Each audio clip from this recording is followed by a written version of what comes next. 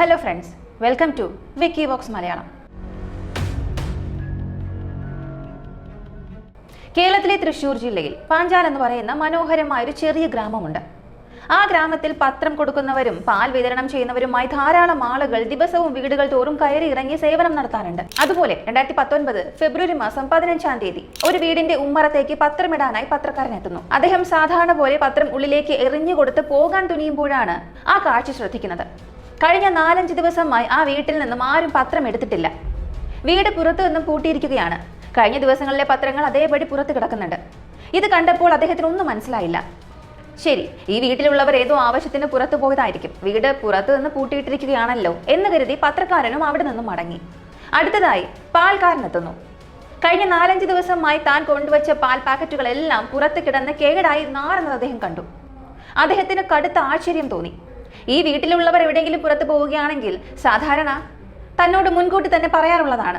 പത്രത്തിന്റെ കാര്യം പോട്ടെ, ഇങ്ങനെ പാൽ വെറുതെ പാഴായി പോകുന്നുണ്ടല്ലോ എന്നോർത്ത് വിഷമത്തോടെ അന്നത്തെ പാൽ അവിടെ വയ്ക്കാതെ അദ്ദേഹവും മടങ്ങി. തുടർന്ന് ആ വഴി വരുന്നത് ഒരു കേബിൾ TV ഓപ്പറേറ്ററാണ്.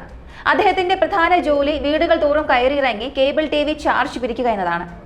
ഇപ്പോഴത്തെ പോലെ ഗൂഗിൾ പേയോ ഓൺലൈൻ പേയ്മെന്റോ ഇല്ലാത്ത 2018 മുതൽ 19 വരെയുള്ള കാലഘട്ടത്തിൽ മാസം തോറും 200-300 രൂപ വാങ്ങാൻ വീട്ടിൽ നേരിട്ടെത്താറാണ് പതിവ്. അങ്ങനെ തുക വാങ്ങാനായി അദ്ദേഹം ആ വീടിന്റെ ഗ്രിൽ തുറന്ന് ഉള്ളിലേക്ക് കടന്നു. വീട് പുറത്തു നിന്നും പൂട്ടിയിട്ടിരിക്കുകയാണ്. പാലും പത്രവും എല്ലാം പുറത്ത് ചിതറിക്കിടക്കുകയാണ്. കേബിൾ TV ഓപ്പറേറ്റർക്ക് കാര്യമൊന്നും മനസ്സിലായില്ല. അദ്ദേഹം വാതിൽ മുട്ടി വിളിച്ചു നോക്കി. ഉള്ളിൽ നിന്നും യാതൊരു പ്രതികരണവും ഉണ്ടായില്ല. തുടർന്ന് കോളിംഗ് ബെൽ അടിച്ചു നോക്കി. അപ്പോഴും ഒരു മറുപടിയും വന്നില്ല. അദ്ദേഹത്തിന് ഇപ്പോൾ ഭയങ്കരമായ ആശ്ചര്യം തോന്നി. എന്നാൽ അതേസമയം അദ്ദേഹം തികച്ചും വ്യത്യസ്തവും ഭയാനകവുമായ ഒരു കാര്യം ശ്രദ്ധിച്ചു. ആ വാതിലിന്റെ മുൻവശത്ത് താഴെയുള്ള ചെറിയ വിടവിലൂടെ കടുത്ത ദുർഗന്ധം പുറത്തേക്ക് വരുന്നുണ്ട്. ആ ദുർഗന്ധം കാരണം അദ്ദേഹത്തിന് 2 മിനിറ്റ് പോലും ആ സ്ഥലത്ത് നിൽക്കാനേ കഴിഞ്ഞില്ല. എന്താണ് ഈ വീട്ടിലുള്ളവർക്ക് സംഭവിച്ചത് എന്ന് അദ്ദേഹത്തിന് ഒരു രൂപം ഉണ്ടായില്ല. എപ്പോഴും വീട്ടിലുണ്ടാകാറുള്ള ആളുകൾ എവിടെ പോയി? എന്തുകൊണ്ടാണ് ഉള്ളിൽ നിന്നും ഇത്ര കടുത്ത ദുർഗന്ധം വരുന്നത്? പുറത്തു നിന്നും പൂട്ടിയിട്ട വീടിനുള്ളിൽ പഴയ ആഹാരം വല്ലതും ചീഞ്ഞു നാറുന്നതാണോ, അതോ വല്ല മൃഗങ്ങളും ചത്തുകിടക്കുകയാണോ? അങ്ങനെ ഒരു കുഴപ്പത്തിലായ സാഹചര്യത്തിലാണ് അദ്ദേഹം പുറത്തേക്ക് ഇറങ്ങിയത്. പക്ഷേ ഈ അവസ്ഥയിൽ ഇക്കാര്യം ഇങ്ങനെ ഉപേക്ഷിച്ച് പോകാൻ അദ്ദേഹത്തിന്റെ മനസ്സനുവദിച്ചില്ല. ഉടൻ തന്നെ തൊട്ടടുത്ത വീട്ടിലെ 2-3 പേരോട് പോയി കാര്യം പറഞ്ഞു. ഞാൻ കേബിൾ TV പണം പിരിക്കാൻ പോയതാണ്, വീട് പൂട്ടിയിട്ടിരിക്കുകയാണ്, പാലും പത്രവും എല്ലാം പുറത്ത് കിടക്കുകയാണ്, ഉള്ളിൽ നിന്ന് സഹിക്കാൻ കഴിയാത്ത ദുർഗന്ധം വരുന്നുണ്ട്, എന്താണെന്ന് എനിക്ക് മനസ്സിലാകുന്നില്ല, ഇങ്ങനെ അദ്ദേഹം പറഞ്ഞു. അപ്പോൾ അയൽവാസികൾ പറഞ്ഞത് ഇങ്ങനെയായിരുന്നു: ഈ വീട്ടിൽ താമസിക്കുന്ന സ്ത്രീ ആരുമായും അധികം സംസാരിക്കാറില്ല. വളരെ അകന്നു നിൽക്കുന്ന രീതിയിലുള്ള ഒരു ബന്ധമേ അവർ മറ്റുള്ളവരുമായി പുലർത്താറുള്ളൂ. സാധാരണ അയൽവാസികളൊക്കെ കാണുമ്പോൾ എന്തൊക്കെയുണ്ട് വിശേഷം, സുഖമാണോ, ഭക്ഷണം കഴിച്ചു എന്നൊക്കെ ചോദിക്കാറുണ്ടല്ലോ. എന്നാൽ ഈ വീട്ടിൽ താമസിക്കുന്ന സ്ത്രീ ആരുമായും യാതൊരു സമ്പർക്കവും പുലർത്താതെ ഒറ്റപ്പെട്ട് കഴിയുന്ന ആളായിരുന്നു. എങ്കിലും അയൽവാസികൾക്ക് അവരെക്കുറിച്ച് ഏകദേശ ധാരണയുണ്ടായിരുന്നു. അതിനാൽ കേബിൾ TV ഓപ്പറേറ്റർ പറഞ്ഞത് കേട്ട് ശരി, എന്താണെന്ന് പോയി നോക്കാമെന്ന് കരുതി അവരും വന്നു. ഒരാൾ വാതിലിന് മുന്നിൽ വന്ന് നിന്ന് ആ ദുർഗന്ധം അനുഭവിച്ചറിഞ്ഞു. തുടർന്ന് മറ്റു ചിലരും കൂടി എത്തി.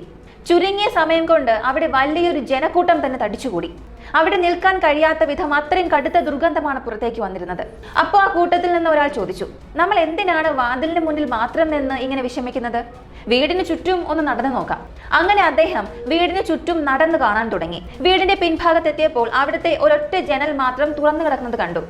ആ ജനലിനടുത്തേക്ക് ചെന്നപ്പോൾ മുന്നിലെ വാതിലിനേക്കാൾ 3-4 ഇരട്ടി കടുത്ത ദുർഗന്ധമാണ് പുറത്തേക്ക് വന്നത്. അദ്ദേഹം ഉടനടി കർച്ചീഫ് എടുത്ത് മൂക്ക് പൊത്തി ആ ജനലിലൂടെ ഉള്ളിലേക്ക് എത്തി നോക്കിയ മാത്രയിൽ അദ്ദേഹം ഉറക്കെ നിലവിളിച്ചുകൊണ്ട് പുറത്തേക്ക് ഓടി വന്നു. അദ്ദേഹം നിലവിളിച്ചുകൊണ്ട് ഓടി വരുന്നത് കണ്ട ആളുകൾ എന്ത് പറ്റി, എന്തുണ്ടായി, ഇങ്ങനെ പരിഭ്രമത്തോടു കൂടി ചോദിച്ചു. ഉടൻ തന്നെ പോലീസിനെ വിവരമറിയിക്കൂ, അദ്ദേഹം വിളിച്ചു പറഞ്ഞു. ഉടൻ തന്നെ അവിടെ ഉണ്ടായിരുന്നവർ ചേർന്ന് വീട്ടിൽ കണ്ട കാഴ്ചയെക്കുറിച്ച് പോലീസ് ഡിപ്പാർട്ട്മെന്റിന് വിവരമറിയിച്ചു. അടുത്ത 1-2 മണിക്കൂറിനുള്ളിൽ പോലീസ് ടീമും ഫോറൻസിക് സംഘവും പാരാമെഡിക്കൽ ടീമും സ്ഥലത്തെത്തി. വീടിന് മുന്നിൽ വന്ന് നിന്ന പോലീസുകാരും ആ കടുത്ത ദുർഗന്ധം അനുഭവിച്ചറിഞ്ഞു. വീട് പുറത്തു നിന്നും പൂട്ടിയിട്ടിരിക്കുകയായിരുന്നു. വാതിൽ തകർത്ത് അകത്ത് കയറാൻ അവർ തീരുമാനിച്ചു. അയൽവാസികളിൽ നിന്ന് ഒരു ഇരുമ്പ് കമ്പി വാങ്ങി വാതിൽ അടിച്ചു തകർത്തു. വാതിൽ തുറന്ന നിമിഷം കടുത്ത ദുർഗന്ധം കാരണം ആർക്കും ഒരു നിമിഷം പോലും അവിടെ നിൽക്കാൻ കഴിഞ്ഞില്ല. എന്നാൽ ഈ ദുർഗന്ധം എന്തിൻ്റെതാണെന്ന് പോലീസ് ഉദ്യോഗസ്ഥർക്ക് നന്നായി തന്നെ അറിയാമായിരുന്നു. അവർ മൂക്കുപൊത്തി ഉള്ളിലേക്ക് കടന്നു. അവിടുത്തെ ലിവിംഗ് റൂമിൽ ആ വീട്ടിൽ താമസിച്ചിരുന്ന സ്ത്രീയുടെ ശവം അവർ കണ്ടു. ശരീരം പൂർണ്ണമായും ജീർണിച്ച അവസ്ഥയിലായിരുന്നു അത്. ആ സ്ത്രീ മരിച്ചിട്ട് കുറഞ്ഞത് 4-5 ദിവസമായിട്ടുണ്ടാകും എന്ന് കാണുമ്പോൾ തന്നെ വ്യക്തമായിരുന്നു. പോലീസ് അയൽവാസികളോട് ആ സ്ത്രീയെക്കുറിച്ച് അന്വേഷിച്ചപ്പോൾ ലഭിച്ച വിവരങ്ങൾ ഇതാണ്. സ്ത്രീയുടെ പേര് ശോഭന എന്നാണ്. അവർ ഒരു അധ്യാപികയായി ജോലി ചെയ്തിരുന്ന ആളാണ്. ഇപ്പോൾ റിട്ടയർഡായി ഇവിടെ ഒറ്റയ്ക്കാണ് താമസം. 62 വയസ്സുണ്ട്. ഞാൻ മുൻപ് പറഞ്ഞതുപോലെ ശോഭന അയൽക്കാരുമായി യാതൊരു ബന്ധവും പുലർത്തിയിരുന്നില്ല. അതുമാത്രമല്ല, ഈ വീടിനുള്ളിൽ നടക്കുന്ന കാര്യങ്ങളൊന്നും പുറത്തറിയാതിരിക്കാൻ അവർ പ്രത്യേക ശ്രദ്ധ പുലർത്തിയിരുന്നു. സാധാരണ നമ്മൾ 4 അടി പൊക്കത്തിലല്ലേ കോമ്പൗണ്ട് മതിൽ കെട്ടാറുള്ളത്. അത്തരം മതിലിനടുത്ത് നിന്നാൽ തല പുറത്ത് കാണാം, അല്ലെങ്കിൽ പൊക്കമുള്ള ആരെങ്കിലും നടന്നു പോയാൽ ഉള്ളിൽ നടക്കുന്നത് കാണാൻ കഴിയും. എന്നാൽ ഈ സ്ത്രീ എന്താണ് ചെയ്തതെന്ന് വെച്ചാൽ, വലിയ സെലിബ്രിറ്റികളുടെ വീട്ടിലൊക്കെ കാണുന്നത് പോലെ 10 അടിയോളം പൊക്കത്തിൽ വളരെ ഉയർന്ന കോമ്പൗണ്ട് മതിലാണ് കെട്ടി ഉയർത്തിയത്. സ്വന്തം വീട്ടിൽ നടക്കുന്നത് ആരും കാണരുത് എന്ന ചിന്ത തന്നെ വളരെ വ്യത്യസ്തമായ ഒന്നായിട്ടാണ് പോലീസ് കണ്ടത്. ആ സ്ത്രീയെക്കുറിച്ചുള്ള പ്രാഥമിക വിവരങ്ങൾ മനസ്സിലാക്കിയ ശേഷം പോലീസ് ക്രൈം സീൻ പരിശോധിക്കാൻ തുടങ്ങി. കൊല്ലപ്പെട്ട സ്ത്രീയുടെ മൃതദേഹം ജീർണിച്ച അവസ്ഥയിലായിരുന്നുവെങ്കിലും അവരുടെ ശരീരത്തിന്റെ കിടപ്പ് കണ്ടപ്പോൾ, സാരി മാറിയ നിലയിലും കാലുകൾ കിടക്കുന്ന രീതിയും കണ്ടപ്പോൾ കൊലപാതകി ഈ സ്ത്രീയോട് മോശമായി പെരുമാറിയിട്ടുണ്ടെന്ന് പോലീസിന് മനസ്സിലായി. അതെ, 62 വയസ്സുള്ള ഒരു വൃദ്ധയോടാണ് അവൻ ഈ ക്രൂരത കാട്ടിയത്. എന്നാൽ ഇതിൽ ഞെട്ടിക്കുന്ന കാര്യം എന്തെന്നാൽ, ഇതാ സ്ത്രീ ജീവിച്ചിരിക്കുമ്പോൾ സംഭവിച്ചതാണോ അതോ മരണശേഷമാണോ നടന്നതെന്ന് വ്യക്തമായിരുന്നില്ല. അത് പോസ്റ്റ്മോർട്ടം റിപ്പോർട്ട് വന്നാൽ മാത്രമേ ഉറപ്പിക്കാൻ കഴിയുമായിരുന്നുള്ളൂ. കൂടാതെ വീട് മുഴുവൻ പരിശോധിച്ചപ്പോൾ അലമാരകളും ബ്യൂറോയും എല്ലാം തുറന്നിട്ട നിലയിലായിരുന്നു. വീട് മുഴുവൻ തല കീഴായി മറിച്ചിട്ടതുപോലെ കിടക്കുന്നു. ഇതിൽ നിന്നും ഒരു കാര്യം വ്യക്തമാണ്: വീട്ടിലുണ്ടായിരുന്ന ആഭരണങ്ങളും പണവും മറ്റ് വിലപിടിപ്പുള്ള വസ്തുക്കളും എല്ലാം മോഷ്ടിക്കപ്പെട്ടിട്ടുണ്ട്. അപ്പോൾ ഈ കൊലപാതകത്തിന്റെ പ്രധാന ലക്ഷ്യം എന്തായിരിക്കാം? തീർച്ചയായും ഒന്നാമത്തെ കാരണം മോഷണം തന്നെയാണ്. മോഷണത്തിനായി കയറിയപ്പോൾ സ്ത്രീയെ കൊല്ലുകയും കൂടെ ക്രൂരമായി ദുരുപയോഗം ചെയ്യുകയും ചെയ്തതാകാം. അതിനാൽ വീട് കൊള്ളയടിച്ച വ്യക്തി തന്നെയാകണം കൊലപാതകവും നടത്തിയത് എന്ന് പോലീസ് ഉറപ്പിച്ചു. തുടർന്ന് പോലീസ് സ്നിഫർ ഡോഗ്സിനെ അവിടെ എത്തിച്ച് കൊലപാതകി ഏത് ദിശയിലേക്കാണ് രക്ഷപ്പെട്ടതെന്ന് കണ്ടെത്താൻ ശ്രമിച്ചു. ഡോഗ് അവിടെ ചുറ്റിത്തിരിഞ്ഞു. തുടർന്ന് വീടിന്റെ പിൻഭാഗത്തേക്ക് പോയി ഒരു പ്രത്യേക സ്ഥലത്ത് മണം പിടിച്ചു നിന്നു. പോലീസിന് കാര്യം മനസ്സിലായില്ല. അവർ ആ സ്ഥലത്ത് ചെന്ന് നോക്കിയപ്പോൾ രക്തം പുരണ്ട നിലയിൽ ഗ്രൈൻഡറിൽ ഉപയോഗിക്കുന്ന ആട്ടുകല്ല് കണ്ടെത്തി. ഇപ്പോഴത്തെ കാലത്ത് നമ്മൾ ചെറിയ കോമ്പാക്ട് ഗ്രൈൻഡറുകളാണ് ഉപയോഗിക്കുന്നത്. എന്നാൽ പണ്ടൊക്കെ വലിയ ഗ്രൈൻഡറുകളായിരുന്നു. അതിൽ വലിയൊരു കല്ലെടുത്ത് വയ്ക്കേണ്ടതുണ്ടായിരുന്നു. അത്തരമൊരു ഗ്രൈൻഡർ കല്ലിലാണ് രക്തം പുരണ്ടുറഞ്ഞു പോയിരിക്കുന്നത്. ഇത് കാണുമ്പോൾ തന്നെ കൊലപാതകത്തിന് ഉപയോഗിച്ച ആയുധം ഇതായിരിക്കാൻ വലിയ സാധ്യതയുണ്ടെന്ന് പോലീസ് ചിന്തിച്ചു. ആ ആട്ടുകല്ലിന്റെ കൈപ്പിടിയിൽ കൊലപാതകിയുടെ വിരലടയാളം ഉണ്ടാകാൻ സാധ്യതയുണ്ടായിരുന്നതിനാൽ പോലീസ് അത് പ്രധാന തെളിവായി തന്നെ സ്വീകരിച്ചു. ഈ കേസിൽ ലഭിക്കുന്ന ആദ്യത്തെ വലിയ ബ്രേക്ക് ത്രൂ ആയിരുന്നു ആ കൊലപാതക ആയുധം. തുടർന്ന് ആ നായ വീടിന്റെ പിൻഭാഗത്ത് നിന്നും മുൻവശത്തേക്ക് വന്നു. അവിടെ നിന്ന് പ്രധാന റോഡിലേക്ക് പോയി അപ്രത്യക്ഷമായി. ഇതിൽ നിന്നും ഒരു കാര്യം വ്യക്തമായി: കൊലപാതകം നടത്തിയ ശേഷം കൊലപാതകി ആട്ടുകല്ലും കൊണ്ട് പിൻവശത്തേക്ക് കൊണ്ടുവച്ചതിന് ശേഷമാണ് രക്ഷപ്പെട്ടത്. അതിനുശേഷം കൊലപാതകി വീടിന്റെ മുൻവാതിൽ വഴിയാണ് പുറത്തേക്ക് പോയത്. കാരണം ഈ വീട്ടിൽ വാതിൽ ബലമായി തള്ളി തുറന്നതിന്റെ യാതൊരു ലക്ഷണങ്ങളുമില്ലായിരുന്നു. ഇതിന്റെ അർത്ഥം എന്താണ്? തീർച്ചയായും ഈ കൊലപാതകം നടത്തിയത് കൊല്ലപ്പെട്ട ശോഭന ടീച്ചർക്ക് നന്നായി പരിചയമുള്ള ഏതോ ഒരു വ്യക്തിയായിരിക്കണം. രണ്ടാമത്തെ കാര്യം, അവൻ തന്നെയാണ് വീട് പുറത്തു നിന്നും പൂട്ടിയിട്ട് പോയത്. അപ്പോൾ ആ വീടിന്റെ താക്കോൽ എവിടെയാണ് വയ്ക്കാറുള്ളത് എന്ന കൃത്യമായ വിവരവും അവൻ അറിയാമായിരുന്നു. അതിനാൽ ഈ കൊലപാതകി ഒരു മൂന്നാമതൊരാൾ, അല്ലെങ്കിൽ ആരും അറിയാത്തൊരു അപരിചിതനാകാൻ സാധ്യതയില്ല. ശോഭന ടീച്ചറുമായി വളരെ അടുത്ത ബന്ധമുള്ള ആരോ ഒരാളാണ് ഇതിന് പിന്നിലെന്ന് പോലീസ് ഉറപ്പിച്ചു. തന്റെ റിട്ടയർമെന്റ് ജീവിതം വളരെ സമാധാനത്തോടുകൂടി ഒറ്റയ്ക്ക് നയിക്കുകയായിരുന്ന ഈ 62-കാരിയായ ശോഭന ടീച്ചറെ ഇത്ര ക്രൂരമായി കൊലപ്പെടുത്തുകയും ക്രൂരത കാട്ടുകയും ചെയ്ത കൊലപാതകി ആരാണ്? പോലീസ് അവനെ എങ്ങനെയാണ് കണ്ടെത്തിയത്? ഒട്ടേറെ സർപ്രൈസുകളും ട്വിസ്റ്റുകളും നിറഞ്ഞ കേരളത്തിൽ സംഭവിച്ച തികച്ചും വ്യത്യസ്തമായ ഒരു യഥാർത്ഥ ക്രൈം കേസിനെ കുറിച്ചാണ് നമ്മൾ ഇന്ന് ഈ വീഡിയോയിലൂടെ വളരെ വ്യക്തമായി അറിയാൻ പോകുന്നത്. ശോഭന ടീച്ചറെ കൊലപ്പെടുത്തിയത് ആരാണ് എന്നറിയുന്നതിന് മുൻപ് നിങ്ങളുടെ സമയം ഒരു 2 സെക്കൻഡ് എനിക്ക് വേണ്ടി മാറ്റിവെച്ച് എന്റെ വീഡിയോസ് ഒക്കെ നിങ്ങൾക്ക് ഇഷ്ടപ്പെടുകയാണെങ്കിൽ ലൈക്ക് ചെയ്യാനും കമന്റ് ചെയ്യാനും മറക്കണ്ട. ചാനൽ ഇതുവരെ സബ്സ്ക്രൈബ് ചെയ്യാതെയാണ് കാണുന്നതെങ്കിൽ മറക്കാതെ സബ്സ്ക്രൈബ് ചെയ്ത് എന്നെ സപ്പോർട്ട് ചെയ്യാം. ഈ കേസിന്റെ ചില സവിശേഷതകൾ മുൻപ് കേട്ട കേസുകൾ പോലെ തോന്നാം. എനിക്കും അത് വായിച്ചപ്പോൾ അങ്ങനെ തന്നെയാണ് തോന്നിയത്. എന്നാൽ ഈ കേസ് ഞാൻ എൻ്റെ ചാനൽ ആദ്യമായിട്ടാണ് ചെയ്യുന്നത്. മറ്റേതെങ്കിലും ചാനൽ ഒരുപക്ഷെ നിങ്ങളിത് കണ്ടിട്ടുണ്ടാകാം. എങ്കിലും ഇതേ സ്വഭാവമുള്ള 1-2 കേസുകൾ നമ്മൾ മുൻപ് ചെയ്തിട്ടുണ്ട്. ഈ കേസ് ഇത് ആദ്യമായിട്ടാണ് ചെയ്യുന്നത് എന്ന ചെറിയൊരു വ്യക്തത നൽകാൻ വേണ്ടി മാത്രമാണ് ഇത് പറഞ്ഞത്.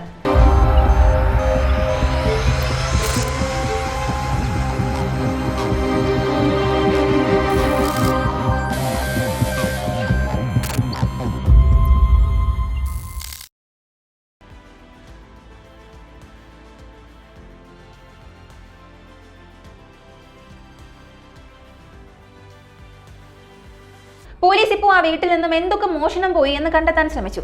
ഈ സ്ത്രീയെ സംബന്ധിച്ചിടത്തോളം അയൽക്കാരുമായോ അപ്പുറത്തോ ഇപ്പുറത്തോ എതിർവശത്തോ ഉള്ളവരുമായും യാതൊരു ബന്ധവും ഉണ്ടായിരുന്നില്ല. അപ്പോൾ പിന്നെ ഇവരുടെ കുടുംബ ബന്ധങ്ങൾ ആരൊക്കെയാണെന്ന് പരിശോധിച്ചപ്പോൾ ഭർത്താവ് വർഷങ്ങൾക്ക് മുൻപേ മരണപ്പെട്ടതാണ്. ഒരേ ഒരു മകനാണുള്ളത്. അവൻ വിവാഹം കഴിഞ്ഞ് കാനഡയിൽ ജോലിയുമായി സ്ഥിരതാമസമാക്കിയിരിക്കുകയാണ്. മകനെ ഫോണിൽ വിളിച്ച് വിവരം അറിയിച്ചു. അവൻ തീർത്തും ഞെട്ടിപ്പോയി. പോലീസ് അവനോട് വിവരങ്ങൾ തിരക്കിയപ്പോൾ, ഇല്ല സാർ, അമ്മ വീട്ടിൽ എന്തൊക്കെയാണ് വെച്ചിരുന്നതെന്നോ എത്രത്തോളം ആഭരണങ്ങൾ ഉണ്ടായിരുന്നുവെന്നോ എനിക്കറിയില്ല സാർ എന്നാണ് മകൻ പറഞ്ഞത്. ചുരുക്കത്തിൽ ആ വീട്ടിൽ നിന്നും എന്തൊക്കെ വസ്തുക്കളാണ് മോഷണം പോയത്? അവർ പണമോ ആഭരണങ്ങളോ സൂക്ഷിച്ചിരുന്നോ, അതോ വേറെന്തെങ്കിലും മോഷ്ടിക്കാനാണോ കൊലപാതകി വന്നത് എന്നതിനെക്കുറിച്ച് യാതൊരു വിവരവും പോലീസിന് കണ്ടെത്താൻ കഴിഞ്ഞില്ല. അടുത്തതായി പോലീസ് ചിന്തിച്ചത് മറ്റൊരു കാര്യമാണ്. റിട്ടയറായ വയസ്സായ ഒരു അധ്യാപിക ഒറ്റയ്ക്ക് താമസിക്കുമ്പോൾ സാധാരണയായി എല്ലാവരുമായും നല്ലൊരു ബന്ധം സ്ഥാപിക്കാറുള്ളതാണ് പതിവ്. പെട്ടെന്നൊരു എമർജൻസി വന്നാൽ പോലും അയൽക്കാർ സഹായിക്കുമല്ലോ. എന്നാൽ ഇവർ എന്തിനാണ് അയൽക്കാരെ എല്ലാം ഒഴിവാക്കി 10 അടിയിലധികം പൊക്കത്തിൽ കോമ്പൗണ്ട് മതിൽ കെട്ടി ഉയർത്തി ഒറ്റപ്പെട്ടൊരു ജീവിതം നയിച്ചത്? അതിന് പിന്നിലെ രഹസ്യം എന്താണ്, കാരണം എന്താണ് എന്നറിയാൻ ശ്രമിച്ചപ്പോൾ പോലീസ് അതിനുള്ള ഉത്തരവ് ലഭിച്ചു. ഈ ടീച്ചർ റിട്ടയർമെന്റ് ജീവിതത്തിന് ശേഷം ഒരു സൈഡ് ബിസിനസ് നടത്തുന്നുണ്ടായിരുന്നു. എന്തായിരുന്നു ആ ബിസിനസ് എന്ന് വെച്ചാൽ, ഇവർ ഒരു റിയൽ എസ്റ്റേറ്റ് ബ്രോക്കറായി പ്രവർത്തിക്കുകയായിരുന്നു. അതായത് വസ്തുക്കളും വീടുകളും ഒക്കെ വാങ്ങി വിൽക്കുന്നതാണ് ഇവരുടെ പ്രധാനപ്പെട്ട ജോലി. ഇവിടുത്തെ ക്ലയന്റുകൾ ആരെങ്കിലും വസ്തു വാങ്ങണമെങ്കിലോ വിൽക്കണമെങ്കിലോ ഇവരുടെ അടുത്താണ് വരാറുള്ളത്. അങ്ങനെ അത് കൈമാറി നൽകി ഇവർ വലിയ തുക കമ്മീഷൻ വാങ്ങിയിരുന്നു. അതിലൂടെ ധാരാളം പണം സമ്പാദിച്ചപ്പോൾ ഇവരുടെ കയ്യിൽ വൻതോതിൽ പണം ഇടപാടുകൾ നടക്കാൻ തുടങ്ങി. അങ്ങനെ വരുമ്പോൾ തന്റെ വീട്ടിലേക്ക് ആര് വരുന്നു പോകുന്നു, എത്ര പണം ഇങ്ങോട്ടേക്ക് വരുന്നു എന്ന വിവരങ്ങളൊന്നും പുറത്തുള്ള ആരും അറിയരുത് എന്നിവർ ആഗ്രഹിച്ചു. അത് തികച്ചും രഹസ്യമായി സൂക്ഷിക്കണമെന്ന ഒറ്റ ലക്ഷ്യത്തോടെയാണ് ഇത്രയും വലിയ കോമ്പൗണ്ട് മതിൽ പണിത് ആരുമായും ബന്ധമില്ലാതെ ഒറ്റപ്പെട്ടൊരു ജീവിതം നയിച്ചിരുന്നത്. ഇപ്പോൾ പോലീസ് ചിന്തിച്ചത് അവർ ചെയ്തുകൊണ്ടിരുന്ന ആ ബിസിനസ് തന്നെയാണോ അവർക്ക് വിനയായി മാറിയത് എന്നാണ്. പോലീസിന്റെ പ്രധാന സംശയം എന്തെന്നാൽ, ഇവരുമായി ബിസിനസ് ചെയ്തിരുന്ന ആരോ ഒരാൾ, ഒന്നുകിൽ സ്ഥലം വാങ്ങാൻ വന്നവൻ അല്ലെങ്കിൽ വിൽക്കാൻ വന്നവൻ, ഇവരുടെ കയ്യിലുള്ള പണത്തെക്കുറിച്ച് കൃത്യമായി മനസ്സിലാക്കുകയും അത് കൊള്ളയടിച്ച ശേഷം ഇവരെ കൊലപ്പെടുത്തുകയും ചെയ്തുവെന്നതാണ്. അങ്ങനെയെങ്കിൽ ആ കൊലപാതകിയിലേക്ക് എങ്ങനെ എത്തും? അവരെ എങ്ങനെ ഫിൽട്ടർ ചെയ്ത് വേർതിരിച്ചെടുക്കുമെന്ന് ആലോചിച്ച പോലീസ് തികച്ചും വ്യത്യസ്തമായ ഒരു സ്ട്രാറ്റജി ഉപയോഗിച്ചു. കഴിഞ്ഞ 6 മാസമായി ഈ സ്ത്രീയുമായി ആരൊക്കെ സംസാരിച്ചിരുന്നു എന്നതിന്റെ ഒരു ലിസ്റ്റ് അവർ തയ്യാറാക്കി. ആരൊക്കെയാണ് ഇവരുടെ അടുത്ത് സ്ഥലം വാങ്ങാൻ വന്നത്, വിൽക്കാൻ വന്നത്, കമ്മീഷൻ വാങ്ങിയത് എന്നതിന്റെ ഒരു വലിയ ലിസ്റ്റ് തന്നെ പോലീസിന് ലഭിച്ചു. ആ വലിയ ലിസ്റ്റ് എടുത്തു വച്ച ശേഷം ടീച്ചറുടെ വീട് സ്ഥിതി ചെയ്യുന്ന സ്ഥലത്ത് നിന്നും വെറും 1/2 കിലോമീറ്റർ ചുറ്റളവിൽ ആരൊക്കെ വന്നുപോയി എന്നതിന്റെ മറ്റൊരു ലിസ്റ്റ് കൂടി തയ്യാറാക്കി. കാരണം ഈ സ്ത്രീ കൊല്ലപ്പെട്ട് 5 ദിവസം കഴിഞ്ഞാണ് അവരുടെ മൃതദേഹം തന്നെ കണ്ടെത്തിയത്. ടീച്ചർ കൊല്ലപ്പെട്ടത് ഫെബ്രുവരി 9 ഫെബ്രുവരി 10 തീയതികളിലാണ്. അതിനാൽ ഫെബ്രുവരിയിലെ ആദ്യ 2 ആഴ്ചകളിൽ ആ പ്രദേശത്തുണ്ടായിരുന്ന അയൽക്കാരെയും വഴിപോക്കരെയും എല്ലാം ലിസ്റ്റിൽ നിന്നും ഫിൽട്ടർ ചെയ്ത് ഒഴിവാക്കി. തുടർന്ന് ടീച്ചറുമായി ബിസിനസ് നടത്തിയ ആളുകളിൽ ആരെങ്കിലും കൊലപാതകം നടന്ന ആ 2 ആഴ്ചകളിൽ ഈ വീടിന് സമീപം വന്നിട്ടുണ്ടോ എന്ന് പരിശോധിക്കാൻ ഈ 2 ലിസ്റ്റുകളും തമ്മിൽ ഒത്തുനോക്കാൻ തന്നെ പോലീസ് തീരുമാനിച്ചു. മറുവശത്ത് ടീച്ചറുമായി കഴിഞ്ഞ 6 മാസമായി ബിസിനസ് നടത്തിയവരുടെ ലിസ്റ്റും പോലീസിന്റെ കൈവശം ഉണ്ടായിരുന്നു. ഇത് രണ്ടും കൂട്ടിയിണക്കി പരിശോധിച്ചപ്പോൾ പോലീസിന് മികച്ചൊരു ആശയം ലഭിച്ചു. ടീച്ചറുമായി ബിസിനസ് ബന്ധമുള്ള ഏതോ ഒരു വ്യക്തി കൊലപാതകം നടക്കുന്നതിന് മുൻപുള്ള 2 ആഴ്ചകളിൽ ഈ വീടിന് സമീപം വന്നിട്ടുണ്ടോ എന്ന് കണ്ടെത്തിയാൽ കാര്യങ്ങൾ എളുപ്പമാകും. ബിസിനസ് നടത്തുന്ന ആളുകൾ കൊലപാതക സമയത്ത് ആ സ്ഥലത്തുണ്ടായിരുന്നു എന്ന് തെളിയിക്കാൻ ഇതിലൂടെ കഴിയും. എന്നാൽ അത് പരിശോധിച്ചപ്പോഴും 100-ലധികം അല്ലെങ്കിൽ 200-ലധികം കോൺടാക്റ്റുകൾ ലഭിച്ചു. ഈ 100ഓളം പേരിൽ ആരോ ഒരാളാണ് ടീച്ചറെ കൊലപ്പെടുത്തിയത് എന്ന് പോലീസ് അനുമാനിച്ചെങ്കിലും അത് ആരാണെന്ന് മാത്രം വ്യക്തമായില്ല. അപ്പോഴാണ് പോലീസിന് മറ്റൊരു വഴി തോന്നുന്നത്. സാധാരണയായി ഒരാൾ ആസൂത്രിതമായി കൊലപാതകം നടത്തിയാൽ അതിനുശേഷം ഒന്നുകിൽ അവൻ ഒളിവിൽ പോകും, അല്ലെങ്കിൽ ഫോൺ സ്വിച്ച് ഓഫ് ചെയ്യും, അതുമല്ലെങ്കിൽ നാട് വിട്ട് ഓടും. ഇത്തരം വ്യത്യസ്തമായ രീതികൾ കാണിച്ചാൽ അവനെ സംശയിക്കാം. ഉദാഹരണത്തിന് 10-ാം തീയതിയാണ് ടീച്ചർ കൊല്ലപ്പെട്ടതെന്ന് കരുതുക. ഒരാളുടെ ഫോൺ നമ്പർ 10-ാം തീയതി വരെ ആക്റ്റീവ് ആയിരുന്നു. അവൻ ടീച്ചറുമായി അടുത്ത ബന്ധമുള്ള ആളോ ബിസിനസ് പങ്കാളിയോ ആണ്. എന്നാൽ 11-ാം തീയതി മുതൽ അവന്റെ ഫോൺ സ്വിച്ച് ഓഫ് ആണ് എങ്കിൽ സ്വാഭാവികമായും സംശയം അയാളിലേക്ക് പോകും. അത്തരം ആളുകളെ കേന്ദ്രീകരിച്ച് ട്രാക്ക് ചെയ്യാൻ പോലീസ് തീരുമാനിച്ചു. അങ്ങനെ കഴിഞ്ഞ ആഴ്ച ടീച്ചറുടെ വീടിന് സമീപം വന്നവരുടെ ലിസ്റ്റ് വീണ്ടും ചുരുക്കിയെടുത്തു. അതിൽ നിന്നും പ്രദേശവാസികളെ ഒഴിവാക്കിയപ്പോൾ 100 നമ്പറുകൾ ബാക്കിയായി. ആ 100 നമ്പറുകളിലുള്ളവർ ആ നാട്ടുകാർ തന്നെയാണോ, അവ ഇപ്പോഴും അവിടെ തന്നെ ഉണ്ടോ എന്ന് പരിശോധിച്ചു. അതായത് കൊലപാതകം നടന്ന സമയത്തും ശേഷവും നീ എവിടെയും ഓടി ഒളിച്ചിട്ടില്ല, ഫോൺ ഇവിടെ തന്നെയുണ്ട് എന്ന് ഉറപ്പുവരുത്തി പോലീസ് ഓരോ നമ്പറുകളായി ഒഴിവാക്കി തുടങ്ങി. ഇത് മികച്ചൊരു സ്ട്രാറ്റജി തന്നെയായിരുന്നു. ഒരു തെറ്റ് ചെയ്തിട്ടുണ്ടെങ്കിൽ തീർച്ചയായും അവൻ ഫോൺ ഓഫ് ചെയ്യുകയോ നാടുവിടുകയോ ചെയ്യുമല്ലോ. ടീച്ചറുടെ വീടിന് സമീപം എത്തിയ ആ 100 പേരിൽ ബിസിനസ് ബന്ധമുള്ള ഭൂരിഭാഗം പേരും അവിടെ തന്നെ ഉണ്ടായിരുന്നു. അതിൽ നിന്നും 20 മുതൽ 30 വരെയുള്ള നമ്പറുകൾ പോലീസ് വീണ്ടും ഷോർട്ട് ലിസ്റ്റ് ചെയ്തു. തുടർന്ന് ആ 20 നമ്പറുകളിലേക്ക് പോലീസ് ഓരോന്നായി വിളിച്ച് സംസാരിച്ചു. ഫോൺ എടുത്തവരെല്ലാം പറഞ്ഞത്, അതെ സാർ, ഞങ്ങൾ ടീച്ചറുമായി ബിസിനസ് നടത്തിയിരുന്നു. ഇപ്പോൾ ടീച്ചർ മരിച്ചു എന്ന് കേട്ടതിൽ കടുത്ത വിഷമമുണ്ട് എന്നാണ്. അവരുടെ ഫോൺ ലൊക്കേഷൻ പാറ്റേണുകളെല്ലാം സാധാരണ നിലയിൽ തന്നെയായിരുന്നു. അവർ എപ്പോഴും ആ നാട്ടിൽ തന്നെ ഉള്ളവരാണ്. ഫോൺ ഓഫ് ചെയ്തിട്ടില്ല, ഒളിവിൽ പോയിട്ടുമില്ല. അങ്ങനെ ഓരോ ഫോൺ നമ്പറുകളായി ഫിൽട്ടർ ചെയ്ത് വന്നപ്പോൾ ഒരൊറ്റ ഫോൺ നമ്പറിൽ പോലീസിന് ചെറിയൊരു സംശയം തോന്നി. അതായത് 50 നമ്പറുകളിൽ 49 എണ്ണവും കേരളത്തിൽ തന്നെ ഉള്ളതാണ്. എന്നാൽ ഒറ്റ നമ്പർ മാത്രം 10-ാം തീയതിക്ക് ശേഷം ഇന്ത്യയിലെ വിവിധ സംസ്ഥാനങ്ങളിലേക്ക് തുടർച്ചയായി യാത്ര ചെയ്തുകൊണ്ടിരിക്കുകയായിരുന്നു. ആ നമ്പർ 10-ാം തീയതി കേരളത്തിൽ നിന്നും തമിഴ്നാട്ടിലേക്ക് പോയി, തമിഴ്നാട്ടിൽ നിന്നും ആന്ധ്രാപ്രദേശിലേക്ക്, ആന്ധ്രയിൽ നിന്നും കർണാടകയിലേക്ക്, കർണാടകയിൽ നിന്നും മഹാരാഷ്ട്രയിലേക്ക്, മഹാരാഷ്ട്രയിൽ നിന്നും വീണ്ടും തമിഴ്നാട്ടിലേക്ക്. ഇങ്ങനെ സംസ്ഥാനങ്ങളിൽ നിന്നും സംസ്ഥാനങ്ങളിലേക്ക് 5 ദിവസമായി ആ നമ്പർ മാറിക്കൊണ്ടിരിക്കുന്നു. ഉടൻ തന്നെ പോലീസിന് ആ നമ്പറിൽ കടുത്ത സംശയം തോന്നി. ഈ നമ്പറിന്റെ ഉടമ ടീച്ചർക്ക് നന്നായി അറിയാവുന്ന ആളാണ്, പലതവണ ഫോണിൽ സംസാരിച്ചിട്ടുണ്ട്. കൊലപാതകം നടന്ന സമയത്ത് ഈ പ്രദേശത്ത് അയാളുടെ ഫോൺ കാണിക്കുന്നുണ്ട്. കൊലപാതകത്തിന് ശേഷം അയാൾ പല സംസ്ഥാനങ്ങളിലേക്ക് യാത്ര ചെയ്യുകയും ചെയ്തു. തുടർന്ന് ആ ഫോൺ നമ്പറിന്റെ ഉടമ ആരാണെന്ന് അന്വേഷിച്ചപ്പോൾ അത് PK ബാലനാണെന്ന് പോലീസിന് മനസ്സിലായി. അയാളുടെ പശ്ചാത്തലം പരിശോധിച്ചപ്പോൾ അയാൾ മുൻപ് മിലിറ്ററിയിൽ ജോലി ചെയ്ത് വിരമിച്ചയാളാണെന്ന് കണ്ടെത്തി. അതിനുശേഷം കേരള ഫോറസ്റ്റ് ഡിപ്പാർട്ട്മെന്റിലും ജോലി ചെയ്തിട്ടുണ്ട്. ജോലിയിൽ നിന്നും റിട്ടയർ ആയ ശേഷമാണ് അയാൾക്ക് ശോഭന ടീച്ചറുമായി പരിചയമുണ്ടാകുന്നത്. ടീച്ചർക്ക് ഇടപാടുകാരെ പരിചയപ്പെടുത്തി കൊടുക്കുക എന്നതായിരുന്നു ഇയാളുടെ പ്രധാനപ്പെട്ട ജോലി. ഉദാഹരണത്തിന് ആരെങ്കിലും സ്ഥലം വാങ്ങാനോ വിൽക്കാനോ ഉണ്ടെങ്കിൽ എല്ലാവർക്കും നേരിട്ട് പോയി ടീച്ചറെ കാണാൻ കഴിയില്ലല്ലോ. അപ്പോൾ ഈ PK ബാലൻ ഒരു ഇടപാടുകാരനെ കിട്ടിയാൽ അയാൾ ടീച്ചറോട് പറയും, ടീച്ചർ ആ ഡീൽ ഉറപ്പിക്കും. അതിലൂടെ ടീച്ചർക്കും കമ്മീഷൻ കിട്ടും, ഈ ബാലനും കമ്മീഷൻ കിട്ടും. ഈ രീതിയിൽ ഒട്ടനവധി ക്ലയന്റുകളെ അയാൾ ടീച്ചർക്ക് പരിചയപ്പെടുത്തി കൊടുത്തിട്ടുണ്ട്. അങ്ങനെ വർഷങ്ങളായി ടീച്ചറുമായി വളരെ നല്ലൊരു സൗഹൃദം അയാൾ പുലർത്തി പോന്നിരുന്നു. ഇവർ തമ്മിൽ സംസാരിച്ച ഫോൺ കോൾ രേഖകൾ കേസ് സുപ്രധാന തെളിവായി മാറി. ഇപ്പോൾ പോലീസിന് അറിയേണ്ടത് ഈ ബാലൻ എവിടെയാണെന്നാണ്. ടീച്ചർ കൊല്ലപ്പെട്ടതിനു ശേഷം അയാൾ എന്തിനാണ് നാട് വിട്ട് ഇങ്ങനെ ഓരോ സ്ഥലങ്ങളിലായി യാത്ര ചെയ്തുകൊണ്ടിരിക്കുന്നത്? ഇതറിയാൻ പോലീസ് ആദ്യം അയാളുടെ വീട്ടിൽ പോയി അന്വേഷിക്കാമെന്ന് കരുതി. എന്നാൽ അതിലൊരു പ്രശ്നം ഉണ്ടായിരുന്നു. അയാൾ പ്രധാന സംശയാസ്പദനായ വ്യക്തിയായി മാറിക്കഴിഞ്ഞു. ഇപ്പോൾ വീട്ടിൽ പോയി ചോദിച്ചാൽ അയാൾ വിവരമറിഞ്ഞ് ജാഗരൂകനാകും. ഫോൺ വിളിച്ച് ചോദിച്ചാൽ തീർച്ചയായും ഒളിവിൽ പോവുകയും ചെയ്യും. അതുകൊണ്ട് പോലീസ് ഒരു തീരുമാനത്തിലെത്തി. അയാൾ എത്ര ദൂരം വേണമെങ്കിലും ഓടട്ടെ, അവന്റെ സഞ്ചാരപാതം നമ്മൾ ക്ഷമയോടെ ട്രാക്ക് ചെയ്യും. ഭാഗ്യവശാൽ അയാൾ ഫോൺ ഓഫ് ചെയ്തിരുന്നില്ല. അത് പോലീസിന് ലഭിച്ച വലിയൊരു ക്ലൂ ആയിരുന്നു. ഈ ബാലന്റെ സെൽഫോൺ 24 മണിക്കൂറും പോലീസ് നിരീക്ഷിക്കാൻ തുടങ്ങി. ഈ സമയത്താണ് കൊല്ലപ്പെട്ട ശോഭന ടീച്ചറുടെ പോസ്റ്റ്മോർട്ടം റിപ്പോർട്ട് പുറത്തു വരുന്നത്. റിപ്പോർട്ടിൽ മരണകാരണത്തെക്കുറിച്ച് വ്യക്തമാക്കുന്നത് ഇങ്ങനെയാണ്: കഠിനമായ എന്തോ ഒരു വസ്തു കൊണ്ട് തലയ്ക്കടിച്ചപ്പോൾ തലയൊട്ടി തകർന്നു പോയി. ഡോക്ടർമാർ പറയുന്നത് ഒരൊറ്റ അടി കൊണ്ട് തന്നെ അടുത്ത സെക്കൻഡിൽ മരണം സംഭവിച്ചുവെന്നാണ്. കാരണം വയസ്സായ ടീച്ചർക്ക് അത്രയും വലിയൊരു ആഘാതം താങ്ങാൻ കഴിയുമായിരുന്നില്ല. ചിന്തിച്ചു നോക്കുക, ആട്ടുകല്ലുകൊണ്ട് ശക്തിയായി അടിച്ചാൽ എന്താണ് സംഭവിക്കുക? ശോഭന ടീച്ചർ മരണപ്പെട്ടതിന് ശേഷമാകാം പ്രതി ടീച്ചറുടെ മൃതദേഹത്തോട് ക്രൂരത കാണിക്കാൻ ശ്രമിച്ചത് എന്നും റിപ്പോർട്ടിൽ പറയുന്നുണ്ടെങ്കിലും പോസ്റ്റ്മോർട്ടം റിപ്പോർട്ടിൽ അത് പൂർണ്ണമായും സ്ഥിരീകരിക്കാൻ കഴിഞ്ഞിരുന്നില്ല. ടീച്ചറുടെ മൃതദേഹം പൂർണ്ണമായും അഴുകിയ അവസ്ഥയിലായതിനാൽ ഈ സംഭവം അവരുടെ സമ്മതത്തോടെ നടന്നതാണോ അതോ ലൈംഗിക പീഡനമായിരുന്നോ, അതുമല്ലെങ്കിൽ അത് മരണത്തിന് മുൻപാണോ ശേഷമാണോ നടന്നത് എന്ന് കൃത്യമായി പറയാൻ കഴിഞ്ഞില്ല. രണ്ടാമത്തെ കാര്യം, കൊലപാതകിയുടെ ജൈവ തെളിവുകളൊന്നും അവിടെ നിന്ന് കണ്ടെത്താൻ കഴിഞ്ഞില്ല. ശരീരം പൂർണ്ണമായും അഴുകിയപ്പോൾ ഉണ്ടാകുന്ന ആസിഡിൽ ആ തെളിവുകളെല്ലാം പൂർണ്ണമായും നശിച്ചുപോയി. എന്നാൽ ടീച്ചറുടേത് കൊലപാതകം തന്നെയാണെന്ന് ഡോക്ടർമാർ ഉറപ്പിച്ചു പറഞ്ഞു. ഫോറൻസിക് എന്റമോളജിസ്റ്റിനെ കുറിച്ച് നമ്മൾ ചില കേസുകളിൽ പറഞ്ഞിട്ടുണ്ടല്ലോ. ഒരു മനുഷ്യന്റെ മൃതദേഹം കണ്ടെത്തുമ്പോൾ അത് അഴുകുമ്പോൾ ഉണ്ടാകുന്ന പുഴുക്കളെയും പ്രാണികളെയും കുറിച്ച് പഠിച്ച് മരണം നടന്ന് എത്ര ദിവസമായി എന്ന് പറയുകയാണ് അവരുടെ പ്രധാനപ്പെട്ട ജോലി. കേരളത്തിലെ ഫോറൻസിക് എന്റമോളജിസ്റ്റും പഠനം നടത്തി വ്യക്തമാക്കിയത് ഇതാണ്: സർ, ഇവർ മരിച്ച് 5 ദിവസം കഴിഞ്ഞാണ് മൃതദേഹം കണ്ടെത്തിയത്.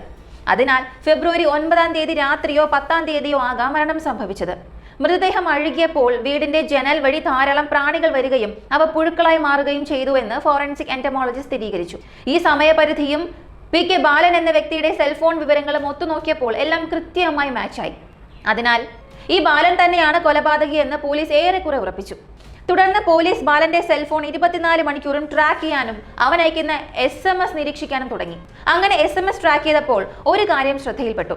ബാലന് SBI ബാങ്കിൽ ഒരു അക്കൗണ്ട് ഉണ്ടായിരുന്നു. അതിൽ എത്ര ബാലൻസ് ഉണ്ട് എന്നറിയാൻ അവൻ ബാങ്കിലേക്ക് ഒരു മെസ്സേജ് അയച്ചു. ബാങ്കിൽ നിന്നും തിരികെ അക്കൗണ്ട് ബാലൻസ് മെസ്സേജായി വന്നു. അവന്റെ അക്കൗണ്ടിൽ വളരെ കുറഞ്ഞ തുക മാത്രമേ ഉണ്ടായിരുന്നുള്ളൂ. കേവലം 200 അല്ലെങ്കിൽ 500 രൂപ മാത്രമാണ് ബാലൻസ്. ഇതിൽ നിന്നും പോലീസ് ഒരു കാര്യം മനസ്സിലാക്കി: തനിക്ക് പണം ഇല്ല എന്നവന് ബോധ്യമായി കഴിഞ്ഞു. പണമില്ലാതവൻ കഷ്ടപ്പെടുകയാണ്. കയ്യിൽ 500 രൂപയിൽ താഴെ മാത്രം ഉള്ളതുകൊണ്ട് അവൻ ഇനി മറ്റ് സംസ്ഥാനങ്ങളിലേക്ക് ഓടാനോ അവിടെ ജീവിച്ചു പോകാനോ കഴിയില്ല. അതിനാൽ അവൻ തീർച്ചയായും കേരളത്തിലേക്ക് തിരികെ വന്നേ പറ്റൂ. പോലീസ് കരുതിയതുപോലെ തന്നെ സംഭവിക്കുകയും ചെയ്തു. അവന്റെ അവസാന ലൊക്കേഷൻ സേലത്താണ് കാണിച്ചത്. തുടർന്ന് ലൊക്കേഷൻ വേഗത്തിൽ മാറ്റി തുടങ്ങിയപ്പോൾ അവൻ ട്രെയിനിൽ യാത്ര ചെയ്യുകയാണെന്ന് പോലീസിന് മനസ്സിലായി. സേലത്ത് നിന്നും തൃശൂരിലേക്ക് അവൻ ട്രെയിനിൽ വരികയാണെന്ന് പോലീസ് കണ്ടെത്തി. ഇനി കാത്തു നിൽക്കേണ്ടതില്ല എന്നും ഇടയ്ക്കുള്ള ഏതെങ്കിലും സ്റ്റേഷനിൽ വെച്ച് അവനെ പിടികൂടാമെന്നും പോലീസ് തീരുമാനിച്ചു. ആദ്യം അവൻ യാത്ര ചെയ്യുന്ന ട്രെയിൻ ഏതാണെന്ന് കണ്ടെത്തി. തുടർന്ന് ഏതാനും പോലീസ് ഉദ്യോഗസ്ഥർ സിവിൽ ഡ്രസ്സിൽ ഇടയ്ക്കുള്ള ഒരു സ്റ്റേഷനിൽ നിന്നും ആ ട്രെയിനിൽ കയറി. ട്രെയിനിൽ കയറുന്നതിന് മുൻപ് തന്നെ ബാലന്റെ ബാങ്ക് അക്കൗണ്ടിൽ നിന്നുള്ള അവന്റെ ഫോട്ടോ പോലീസ് ശേഖരിച്ചു. ഫോട്ടോയും വെച്ച് ഓരോ കമ്പാർട്ട്മെന്റും പരിശോധിച്ചു വന്ന പോലീസ് ഒടുവിൽ ജനലരികിലിരുന്ന് പ്രകൃതി ഭംഗി ആസ്വദിക്കുന്ന ബാലനെ കണ്ടു. എന്നാൽ പോലീസുകാർ ചെന്ന് പെട്ടെന്ന് അവനെ അറസ്റ്റ് ചെയ്യുകയല്ല ചെയ്തത്. സിവിൽ വസ്ത്രത്തിലായിരുന്ന ഒരു പോലീസ് ഉദ്യോഗസ്ഥൻ വളരെ കാഷ്വലായി അവന്റെ അടുത്ത് ചെന്ന്, സർ, ഇവിടെ ഇരിക്കാമോ എന്ന് മലയാളത്തിൽ ചോദിച്ചു.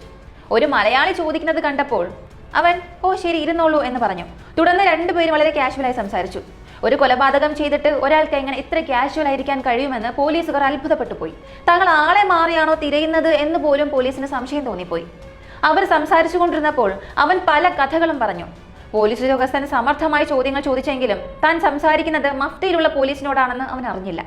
എന്നാൽ ഒരു തവണ പോലും അവൻ ആ ടീച്ചറെ കുറിച്ചോ കൊലപാതകത്തെക്കുറിച്ചോ സംസാരിച്ചില്ല. എന്ത് ചോദിച്ചാലും എനിക്കറിയില്ല എന്നവൻ മറുപടി നൽകി. ഇങ്ങനെ യാത്ര തുടരുന്നതിനിടയിൽ അവൻ തൃശ്ശൂരിൽ ഇറങ്ങുന്നതിന് മുൻപുള്ള ഷൊർണൂർ സ്റ്റേഷനിൽ ഇറങ്ങാൻ തയ്യാറെടുത്തു. പോലീസുകാരും ജാഗരൂകരായി. ഷൊർണൂർ സ്റ്റേഷനിൽ അവൻ ഇറങ്ങി നടന്നു പോകുമ്പോൾ പിന്നാലെ ഇറങ്ങിയ പോലീസ് ഉദ്യോഗസ്ഥൻ അവനെ പേര് വിളിച്ചു, ബാല. അവൻ പെട്ടെന്ന് തിരിഞ്ഞു നോക്കി തീർത്തും ഞെട്ടിപ്പോയി. കാരണം തന്റെ കൂടെ ഇരുന്ന് ദീർഘനേരം സംസാരിച്ചയാൾക്ക് തന്റെ പേര് പോലും അറിയില്ലായിരുന്നു. ഇപ്പോൾ എങ്ങനെയാണ് തന്റെ പേര് വിളിക്കുന്നത് എന്നോർത്ത് അവൻ പകച്ചു നിന്നുപോയി. എന്താ ബാലൻ, ഇന്ന് നിനക്ക് ഓടാൻ കഴിയില്ല, പോകാമല്ലേ എന്ന് പോലീസ് ചോദിച്ചപ്പോൾ ബാലന് ചിരിയാണ് വന്നത്.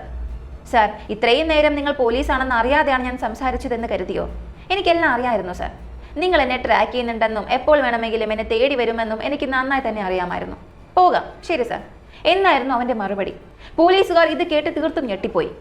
അവൻ പിടിയിലായപ്പോൾ വെറുതെ ഭ്രാന്ത് കളിക്കുകയാണോ അതോ പോലീസ് തനിക്ക് അരികെ എത്തിയ കാര്യം അവൻ കൃത്യമായി കണക്ക് കൂട്ടിയിരുന്നോ എന്ന് വ്യക്തമായിരുന്നില്ല. പക്ഷെ ഇപ്പോൾ അതല്ല കാര്യം. ഈ കേസിൽ ആദ്യമായി പ്രധാന സംശയാസ്പദനായ വ്യക്തിയെ പോലീസ് അറസ്റ്റ് ചെയ്തിരിക്കുകയാണ്. അറസ്റ്റ് ചെയ്ത ശേഷം അവന്റെ കയ്യിലുള്ള സാധനങ്ങളെല്ലാം പോലീസ് വിശദമായി പരിശോധിച്ചു. ആ വീട്ടിൽ നിന്നും കൊള്ളയടിച്ചു കൊണ്ടുപോയ ആഭരണങ്ങൾ വല്ലതും ഉണ്ടോ എന്ന് നോക്കിയപ്പോൾ 2-3 സ്വർണ്ണമാലകൾ മാത്രമാണ് കണ്ടെത്താൻ കഴിഞ്ഞത്. പക്ഷേ ശോഭന ടീച്ചറുടെ വീട്ടിൽ നോക്കിയപ്പോൾ വൻതോതിൽ മോഷണം നടന്ന ലക്ഷണങ്ങളാണ് ഉണ്ടായിരുന്നത്. ഇവിടെയാണെങ്കിൽ കേവലം 2-3 മാലകൾ മാത്രം. പോലീസിനൊന്നും മനസ്സിലായില്ല. ശരി, വാടാ, സ്റ്റേഷനിലേക്ക് പോയി സംസാരിക്കാം എന്ന് പറഞ്ഞ് പോലീസുകാർ അവനെ തൃശൂർ പോലീസ് സ്റ്റേഷനിലേക്ക് കൂട്ടിക്കൊണ്ടുപോയി. സ്റ്റേഷനിൽ വെച്ച് പോലീസ് ബാലനെ വിശദമായി ചോദ്യം ചെയ്യാൻ തുടങ്ങി. പറ ബാലൻ, ഞങ്ങൾക്കെല്ലാം കൃത്യമായി അറിയാം. നീ തന്നെയാണ് ശോഭന ടീച്ചറെ കൊലപ്പെടുത്തിയത്. നീ അവരുമായി വളരെ അടുത്ത ബന്ധം പുലർത്തിയിരുന്നു. അവരുടെ വിശ്വാസം നീ പിടിച്ചുപറ്റി. കൊലപാതകം നടന്ന സമയത്ത് നീ ആ ഏരിയയിൽ ഉണ്ടായിരുന്നു. അതിനുശേഷമാണ് നീ നാട് വിട്ടോടിയത്. പോരാത്തതിന് വീടിന് പിന്നിൽ നിന്നും കിട്ടിയ ആട്ടുകളിൽ നിന്റെ ഫിംഗർ പ്രിന്റും ഞങ്ങൾക്ക് കിട്ടിയിട്ടുണ്ട്. അത് എളുപ്പത്തിൽ മാച്ച് ചെയ്യാനും കഴിഞ്ഞു. ഇപ്പോൾ നീ സത്യം സമ്മതിച്ചാൽ കുറഞ്ഞ ശിക്ഷ വാങ്ങിത്തരാം, അല്ലെങ്കിൽ നിനക്ക് വധശിക്ഷ ഉറപ്പാണ്. ഇത് കേട്ടപ്പോൾ ബാലൻ പറഞ്ഞത് പോലീസിനെ ഞെട്ടിക്കുന്നതായിരുന്നു. സാർ, നിങ്ങൾ എന്തിനാ കഷ്ടപ്പെടുന്നത്?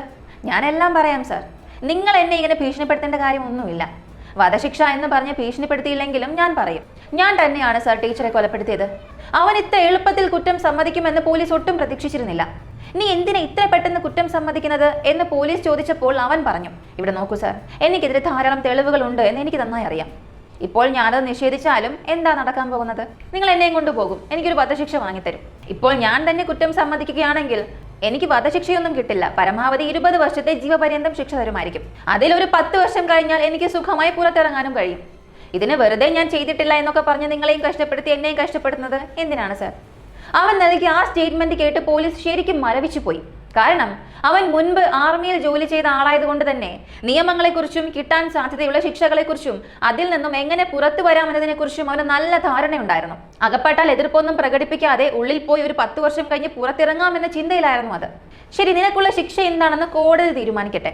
ഇപ്പോൾ നീ പറയ്, എന്തിനാണ് ടീച്ചറെ കൊലപ്പെടുത്തിയത്? എന്താണ് അവിടെ നടന്നത് എന്ന് വ്യക്തമായി പറയുമെന്ന് പോലീസ് ആവശ്യപ്പെട്ടു. അപ്പോൾ ബാലൻ ആ കഥ പറയാൻ തുടങ്ങി. സാർ, ഞാൻ ആർമിയിൽ നിന്ന് വിരമിച്ച ശേഷം ഫോറസ്റ്റ് ഡിപ്പാർട്ട്മെന്റിൽ ജോലി ചെയ്യുകയായിരുന്നു. അതിനുശേഷമാണ് റിയൽ എസ്റ്റേറ്റ് ബിസിനസ് നടത്തുന്നതിനെ കുറിച്ച് ഞാൻ ചിന്തിക്കുന്നത്. ആ സമയത്താണ് ശോഭന ടീച്ചർ വലിയ രീതിയിൽ ഈ ബിസിനസ് നടത്തുന്നുവെന്ന കാര്യം ഞാൻ അറിയുന്നത്. അങ്ങനെ അവരുമായി നല്ലൊരു പരിചയത്തിലായി. നീ കൂടുതൽ ഇടപാടുകാരെ കൊണ്ടുവരൂ, നിനക്ക് നല്ലൊരു കമ്മീഷൻ തരാമെന്ന് ടീച്ചറും പറഞ്ഞു. അതുകൊണ്ട് ഞാൻ ഒരുപാട് ആളുകളെ ടീച്ചർക്ക് പരിചയപ്പെടുത്തി കൊടുത്തു. സത്യസന്ധയായ ഒരു സ്ത്രീയായിരുന്നു ഇവർ. എനിക്ക് കൃത്യമായി കമ്മീഷൻ തരുകയും ചെയ്തു. പക്ഷെ എന്താണ് സംഭവിക്കാറുള്ളതെന്ന് വെച്ചാൽ, ഞാനൊരു ക്ലയന്റിനെ കൂട്ടിക്കൊണ്ടുപോകുമ്പോൾ ഒരാൾ സ്ഥലം വിൽക്കാനുണ്ടാകും, മറ്റൊരാൾ വാങ്ങാനുണ്ടാകും.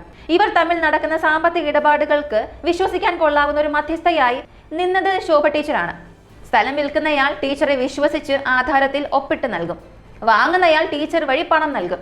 നമ്മൾ നൽകുന്ന പണത്തിന് സ്ഥലം കൃത്യമായി കിട്ടുമെന്ന വിശ്വാസം എല്ലാവർക്കും ഉണ്ടായിരുന്നു. ആ രീതിയിൽ എല്ലാവരുടെയും വലിയൊരു വിശ്വാസ പാത്രമായിരുന്നു ഈ ടീച്ചർ. പലപ്പോഴും ക്ലയന്റുകളെ പരിചയപ്പെടുത്തുമ്പോൾ ഈ ഡീലിങ്ങുകൾ നടക്കുന്ന സമയത്ത് ഞാൻ ടീച്ചറുടെ വീട്ടിൽ പോയിട്ടുണ്ട്. ടീച്ചറുടെ വീട് ഞാൻ പറഞ്ഞതുപോലെ 10 അടി പൊക്കമുള്ള കോമ്പൗണ്ട് മതിലുള്ളത് കൊണ്ട് ഉള്ളിൽ ആര് വരുന്നു പോകുന്നു, എത്ര പണമിടപാട് നടക്കുന്നു എന്നതൊന്നും പുറത്തറിയില്ലായിരുന്നു. ഞാൻ കൂടെ പോയത് കൊണ്ടാണ് അതൊക്കെ എനിക്ക് കാണാൻ കഴിഞ്ഞത്. ലക്ഷക്കണക്കിന് രൂപയുടെ പണമിടപാടുകളാണ് ടീച്ചർ വഴി നടന്നിരുന്നത്. ചില സമയങ്ങളിൽ ടീച്ചർ വാങ്ങുന്ന പണം ഉടൻ തന്നെ മറിച്ചു കൊടുക്കും. എന്നാൽ ചിലപ്പോൾ സ്ഥലം വിൽക്കുന്നയാൾ പിറ്റേന്നാണ് വരുന്നതെങ്കിൽ വാങ്ങുന്നയാൾ തലേന്ന് കൊണ്ടുകൊടുക്കുന്ന ആ ലക്ഷക്കണക്കിന് രൂപ ടീച്ചർ വീട്ടിലെ അലമാരയിൽ വയ്ക്കുകയാണ് പതിവ്. അതിനാൽ ടീച്ചറുടെ വീട്ടിൽ ചില സമയങ്ങളിൽ വൻ തുക പണമായി സൂക്ഷിച്ചിട്ടുണ്ടാകുമെന്ന് എനിക്ക് നന്നായി അറിയാമായിരുന്നു. ആ ഇടപാടുകൾ കൃത്യമായി നടക്കുമ്പോൾ വലിയ തുക ഇവർ കൈവശം വയ്ക്കാറുണ്ട്. ഇങ്ങനെയുള്ള പല സാഹചര്യങ്ങളിലൂടെ കടന്നുപോയപ്പോൾ എനിക്ക് ആ പണത്തോട് വലിയൊരു ആർത്തി തോന്നി തുടങ്ങി.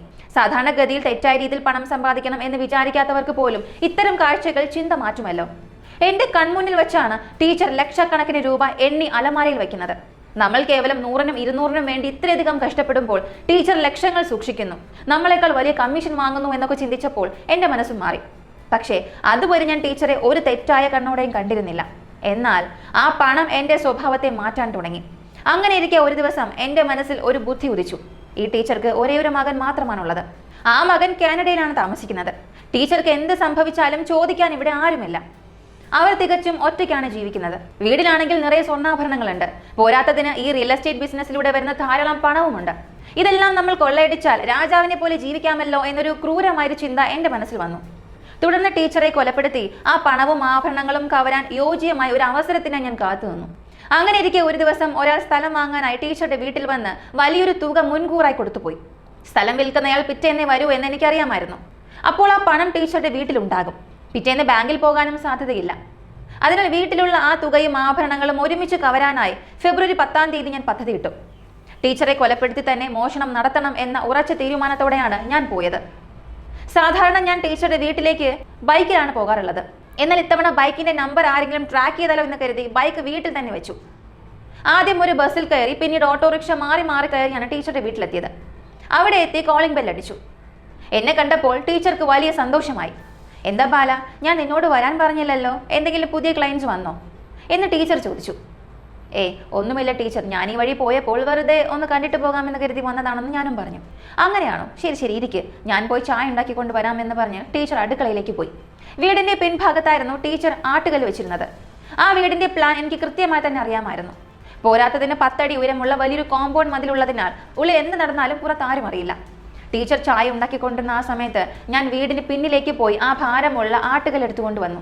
എന്നിട്ട് ലിവിംഗ് റൂമിലെ സോഫയ്ക്ക് പിന്നിലെ ഭിത്തിയുടെ മറവിൽ ഒളിച്ചു നിന്നു. ചായയുമായി വന്ന ടീച്ചർ ബാല എന്ന് വിളിച്ച് ചുറ്റും നോക്കി.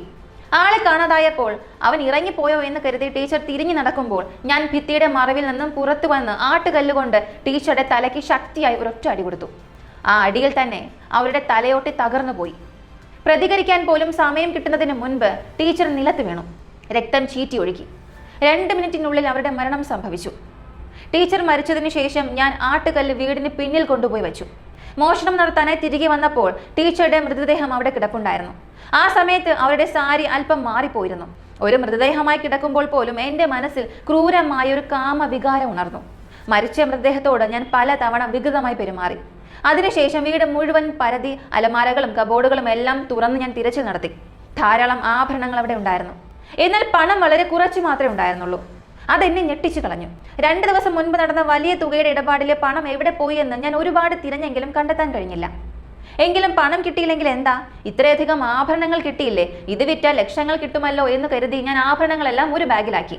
ടീച്ചറുടെ മൃതദേഹം അതുപോലെ തന്നെ ഉപേക്ഷിച്ച് വീടിന്റെ താക്കോൽ എവിടെയാണ് വയ്ക്കുക എന്ന് കൃത്യമായി അറിയാമായിരുന്നത് കൊണ്ട് താക്കോൽ എടുത്ത് വീട് പുറത്തു നിന്നും പൂട്ടി ഞാൻ ഇറങ്ങി. ആരും ശ്രദ്ധിക്കാത്ത വിധം ഒരു ബസ്സിൽ കയറി പോകുന്നതിനിടെ ആ താക്കോൽ വഴിയരികിലെ ഒരു വേസ്റ്റിലേക്ക് വലിച്ചെറിഞ്ഞു. ഇനി സ്വന്തം വീട്ടിലേക്ക് പോയാൽ അപകടമാണ് എന്ന് എനിക്കറിയാമായിരുന്നു. അതുകൊണ്ട് ഈ ആഭരണങ്ങൾ വിറ്റ് പണമാക്കി ഒളിവിൽ കഴിയാമെന്നും കേസിന്റെ ചൂടാറിയ ശേഷം തിരികെ വരാമെന്ന് കരുതുകയും ചെയ്തു. അങ്ങനെ ഞാൻ ആദ്യം തമിഴ്നാട്ടിലേക്ക് പോയി. അവിടെ നിന്ന് കർണാടകയിലേക്കും ആന്ധ്രയിലേക്കും മഹാരാഷ്ട്രയിലേക്കും യാത്ര ചെയ്തു. എന്നാൽ ദിവസങ്ങൾ കഴിയുന്തോറും കയ്യിലുള്ള പണം തീർന്നു തുടങ്ങി. യാത്രയ്ക്കും ഭക്ഷണത്തിനും ഹോട്ടൽ താമസത്തിനും എല്ലാം പണം വേണമല്ലോ. അങ്ങനെ കയ്യിലെ പണം പൂർണ്ണമായും തീർന്നപ്പോൾ ആഭരണങ്ങൾ വിൽക്കാൻ തീരുമാനിച്ചു. തമിഴ്നാട്ടിലെ സേലത്തുള്ള ഒരു പണം ഇടപാടുകാരന്റെ കടയിലാണ് ഞാൻ ആഭരണങ്ങളുമായി ചെന്നത്. ഈ ആഭരണങ്ങൾ എടുത്ത് എനിക്ക് പണം തരൂ, കുറച്ചാണെങ്കിലും കുഴപ്പമില്ല എന്ന് ഞാൻ പറഞ്ഞു. ഇത്രയധികം ആഭരണങ്ങൾ കണ്ടപ്പോൾ അയാൾക്ക് സന്തോഷമായി. എന്നാൽ ആഭരണങ്ങൾ പരിശോധിച്ചു നോക്കിയ ആ വ്യക്തി ഞെട്ടിച്ചുകൊണ്ട് എന്നോടൊരു കാര്യം പറഞ്ഞു. നീ കൊണ്ടുവന്നത് മുഴുവനും മുക്കുപണ്ടമാണ്, ഇതിന് ഞാൻ എങ്ങനെ പണം തരും? അത് കേട്ടതും എൻ്റെ തല കറങ്ങിപ്പോയി. ടീച്ചറുടെ വീട്ടിൽ നിന്നും ഞാൻ കവർന്നത് യഥാർത്ഥ സുവർണമായിരുന്നില്ല. ദൈവമേ, ഇതിനു വേണ്ടിയാണോ ഞാൻ ആ ടീച്ചറെ കൊലപ്പെടുത്തിയത്? വീടിനുള്ളിൽ നിന്നും പണവും കിട്ടിയില്ല, കൊണ്ടുവന്ന ആഭരണങ്ങൾ മുക്കുപണ്ടവുമാണ്. ഒരു 5 പൈസയുടെ പ്രയോജനം എനിക്കുണ്ടായില്ല. കയ്യിൽ ചില്ലിക്കാശില്ലാതെ വന്നപ്പോഴാണ് ബാങ്ക് ബാലൻസ് അറിയാൻ ഞാൻ ഫോണിൽ നിന്നും മെസ്സേജ് അയച്ചത്. ബാലന്റെ തുറന്ന പറച്ചിൽ കേട്ട് പോലീസുകാരും അത്ഭുതപ്പെട്ടു പോയി. ആകെ ഉണ്ടായിരുന്നതിൽ കേവലം 10 മുതൽ 90% വരെ ആഭരണങ്ങളും മുക്കുപണ്ടമായിരുന്നു. അതിലുണ്ടായിരുന്ന 1-2 യഥാർത്ഥ സ്വർണ്ണമാലകൾ മാത്രമാണ് പോലീസിന് വീണ്ടെടുക്കാൻ കഴിഞ്ഞത്. ബാലൻ മുൻപ് പറഞ്ഞതുപോലെ തന്നെ ജയിലിൽ പോകുന്നതിനെക്കുറിച്ചോ പോലീസിനോട് കുറ്റം സമ്മതിക്കുന്നതിനെക്കുറിച്ചോ അവൻ ഒട്ടും ഭയപ്പെട്ടിരുന്നില്ല. തുടർന്ന് പോലീസ് കേസിലെ നിർണായകമായ ക്രൈം സീൻ റീകൺസ്ട്രക്ഷൻ ചെയ്തു. ബാലൻ സ്വന്തം വീട്ടിൽ നിന്ന് ഇറങ്ങി ബസ്സിലും ഓട്ടോയിലുമായി ടീച്ചറുടെ വീട്ടിലെത്തിയത്, വാതിലിൽ മുട്ടിയത്, അകത്ത് കയറിയത്, പിന്നിലെ ആട്ടുകല്ല് എടുത്തുകൊണ്ടുവന്ന് അടിച്ചത്, മോഷണം നടത്തിയത് എല്ലാം അതേപടി പുനരാവിഷ്കരിച്ച് പോലീസ് റെക്കോർഡ് ചെയ്തു. അവൻ വിവരിച്ച കാര്യങ്ങളും ശാസ്ത്രീയ തെളിവുകളും 100% മാച്ചാകുന്നുണ്ടായിരുന്നു. എല്ലാറ്റിലും ഉപരി കൊലപാതകത്തിന് ഉപയോഗിച്ച ആട്ടുകല്ലിൽ നിന്നും കണ്ടെടുത്ത വിരലടയാളം PK ബാലന്റെ വിരലടയാളവുമായി കൃത്യമായി മാച്ച് ചെയ്യുകയും ചെയ്തു. ഈ കേസിൽ മറ്റൊരു കൗതുകകരമായ കാര്യം എന്തെന്നാൽ, പ്രതിയായ ബാലന്റെ വിരലടയാളം വീടിന്റെ മറ്റെവിടെയെങ്കിലുമാണ് കണ്ടെത്തിയതെങ്കിൽ അവന്റെ വക്കീലിന് അതിനെ ലളിതമായി പ്രതിരോധിക്കാമായിരുന്നു. കാരണം അവൻ ടീച്ചറുമായി റിയൽ എസ്റ്റേറ്റ് ബിസിനസ് ചെയ്യുന്നയാളാണ്. 1000 തവണ ആ വീട്ടിൽ പോയിട്ടുണ്ടാകാം. അതുകൊണ്ട് തന്നെ അവിടെ അവന്റെ ഫിംഗർ പ്രിന്റ് ഉണ്ടാകുന്നത് സ്വാഭാവികമാണ്. എന്നാൽ ഇവിടെ കൊലപാതകത്തിന് ഉപയോഗിച്ച ആ ഭാരമേറിയ ആട്ടുകല്ലിൽ തന്നെ അവന്റെ വിരലടയാളം കണ്ടെത്തിയതോടെ ഈ ക്രൂരകൃത്യം ചെയ്തത് അവൻ തന്നെയാണെന്ന് 100% ഉറപ്പായി. ഇത്തരം ശക്തമായ ഫോറൻസിക് തെളിവുകളും ബാലന്റെ സ്വന്തം കുറ്റസമ്മത മൊഴിയും മുൻനിർത്തി പോലീസ് കുറ്റപത്രം സമർപ്പിക്കുകയും കേസ് കോടതിയിലെത്തുകയും ചെയ്തു. ഇരുഭാഗത്തിന്റെ വാദങ്ങൾ കേട്ട കോടതി പ്രതിയായ ബാലൻ അർഹിച്ച ആയുഷ്കാല തടവ് ശിക്ഷ വിധിച്ചു. ഈ കേസ് നമ്മെ ഓർമ്മിപ്പിക്കുന്ന വളരെ പ്രധാനപ്പെട്ട ഒരു പാഠമുണ്ട്. ഇത്തരം നിരവധി സംഭവങ്ങൾ നമ്മൾ മുൻപും കണ്ടിട്ടുണ്ട്. മനുഷ്യ സഹജമായ ഒരു കാര്യമാണ് ഞാനാണ് താരം, ഞാൻ ഒരുപാട് സമ്പാദിക്കുന്നുണ്ട് എന്നൊക്കെ മറ്റുള്ളവരുടെ മുന്നിൽ കാണിച്ച് ആത്മാഭിമാനം കൊള്ളുന്നത്. എന്നാൽ ഇന്നത്തെ കാലത്ത് നമ്മുടെ സാമ്പത്തിക സ്ഥിതിയോ കയ്യിലുള്ള പണത്തെക്കുറിച്ചോ സ്വർണത്തെക്കുറിച്ചോ ഉള്ള വിവരങ്ങൾ ഒരു മൂന്നാമതൊരാൾ അറിയാനിടയായാൽ അത് നമ്മെ വലിയൊരു അപകടത്തിലേക്ക് തള്ളിവിട്ടേക്കാം. ഒരു മൂന്നാമതൊരാൾ പോയിട്ട് നമ്മളുമായി വളരെ അടുപ്പമുള്ളവർ പോലും ചിലപ്പോൾ ചതിച്ചേക്കാം. ബാലൻ എന്നെങ്കിലും തന്നോട് ഇങ്ങനെ ചെയ്യുമെന്ന് ആ ടീച്ചർ സ്വപ്നത്തിൽ പോലും കരുതി കാണില്ല. ടീച്ചറെ ക്രൂരമായി കൊലപ്പെടുത്തിയ ശേഷം ആ മൃതദേഹത്തോട് പോലും അവൻ കാട്ടിയ അനാദരവ് നമ്മൾ കണ്ടതാണ്. അതുകൊണ്ട് സാമ്പത്തിക ഇടപാടുകളെക്കുറിച്ചും വീട്ടിലെ പണത്തെക്കുറിച്ചുമുള്ള വിവരങ്ങൾ കുടുംബത്തിലെ 1-2 പ്രധാന വ്യക്തികൾക്കിടയിൽ മാത്രം ഒതുങ്ങി നിൽക്കണം. കൊച്ചുകുട്ടികളോടോ ടീനേജുകാരായ മക്കളോടോ വീട്ടിൽ ജോലിക്ക് വരുന്നവരോടോ ഇത്തരം കാര്യങ്ങൾ തുറന്ന് പറയേണ്ട ഒരു ആവശ്യമില്ല. വീടിനുള്ളിലെ രഹസ്യ ലോക്കറുകളെക്കുറിച്ചോ ആഭരണങ്ങളെക്കുറിച്ചോ ആരുടെയും മുന്നിൽ വച്ച് ചർച്ച ചെയ്യരുത്. ചിലർക്ക് സ്വയം പുകഴ്ത്തി സംസാരിക്കുന്ന ശീലമുണ്ട്. കഴിഞ്ഞ മാസമാണ് മകൻ എനിക്ക് 10 പവന്റെ മാല വാങ്ങി തന്നത്, അത് ബാങ്കിൽ വെക്കാൻ സമയം കിട്ടിയില്ല, വീട്ടിൽ തന്നെ ഉണ്ട് എന്നൊക്കെ മറ്റുള്ളവരോട് പറഞ്ഞങ്ങ് അഭിമാനിക്കും. ഇത്തരം വാക്കുകൾ അസൂയാലുക്കളായ ആളുകളുടെ ശ്രദ്ധ നമ്മുടെ മേൽ പതിക്കാൻ കാരണമാകും. അസൂയപ്പെടുന്ന എല്ലാവരും കുറ്റവാളികളാകണമെന്നില്ല. എന്നാൽ സാഹചര്യങ്ങൾ ഒത്തുവരുമ്പോൾ ആ പണം കവരാൻ അവർ മടിക്കില്ല. ഇത്തരം സംഭവങ്ങൾ പറയുമ്പോൾ ഇന്ന് ക്രിമിനലുകൾ ഈ സിനിമകളും ഡോക്യുമെന്റ്സും ഒക്കെ കണ്ട് ഒരുപാട് സ്മാർട്ടാകാൻ അങ്ങ് ശ്രമിക്കാറുണ്ട്. എന്നാൽ എത്ര സമർത്ഥമായി ആസൂത്രണം ചെയ്താലും കുറ്റവാളികൾ അറിയാതെ തന്നെ ഒരു തെളിവ് അവിടെ ബാക്കി വയ്ക്കും എന്നതൊരു ശാസ്ത്രീയ സത്യമാണ്. കാലത്തിനനുസരിച്ച് കുറ്റകൃത്യങ്ങളുടെ സ്വഭാവം മാറുമ്പോൾ പോലീസും നിയമവ്യവസ്ഥയും കൂടുതൽ അപ്ഡേറ്റ് ആകേണ്ടതിന്റെ ഒരാവശ്യകതയും ഈ കേസിലൂടെ നമ്മൾ പഠിക്കേണ്ടതാണ്. ഈ കേസിനെ കുറിച്ചുള്ള നിങ്ങളുടെ അഭിപ്രായം എന്താണെന്നുള്ളത് മറക്കാതെ കമന്റിൽ പറയുക. ബെസ്റ്റ് കമന്റ് അടുത്ത വീഡിയോയിൽ വരും. ഇതുവരെയും ലൈക്ക് ചെയ്യാതെയാണ് കണ്ടുകൊണ്ടിരിക്കുന്നതെങ്കിൽ പോകുന്നതിന് മുൻപായി ഒരു ലൈക്ക് ചെയ്യുക. നിങ്ങൾ നൽകുന്ന ആ ഒരു ലൈക്കായിരിക്കും മറ്റൊരുപാട് പേരിലേക്ക് വീഡിയോ എത്തിക്കാൻ സഹായിക്കുന്നത്. അടുത്ത വീഡിയോയിൽ വീണ്ടും കാണാം.